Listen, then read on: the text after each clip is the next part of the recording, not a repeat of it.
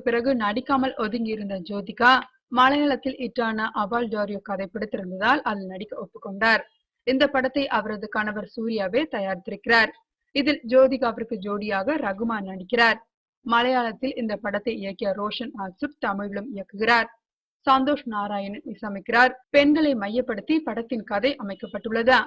படப்பிடிப்பு முடிந்து தற்போது படத்தின் இறுதிக்கட்ட பணிகள் விறுவிறுப்பாக நடைபெற்று வருகிறது. இந்த படத்திற்கு 36 வயது நிலை என்ற தலைப்பு வைத்துள்ளனர். படத்தின் முதல் பார்வை சமீபத்தில் வெளியிடப்பட்டது.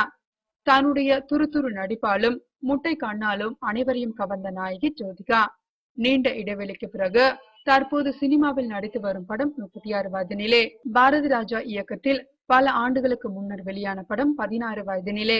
அதனுடன் 20 ஆண்டுகளுடன் சேர்த்து 36 வயது நிலை என்று தலைப்பு வைத்துள்ளனர். படத்தின் படப்பிடிப்பு வேலைகள் அனைத்தும் அமோகமாக நடைபெற்று வருகின்றன. ரோஷன் ஆல்சுப் இயக்கும் படத்தின் ஃபர்ஸ்ட் லுக் போஸ்டரே ஒரு அழகான கதை சொல்கிறது.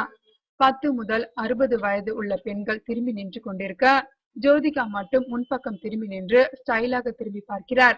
இந்த படத்தின் போஸ்டரே அனைவரையும் திரும்பி பார்க்க வைக்கிறது. இந்த நிலையில் படத்தின் டீசர் இன்று மாலை யூடியூபில் வெளியாக இருப்பதாக படக்குழுவினர் தெரிவித்துள்ளனர். படம் மே மாதம் வெளியாகும் என்று எதிர்பார்க்கப்படுகிறது.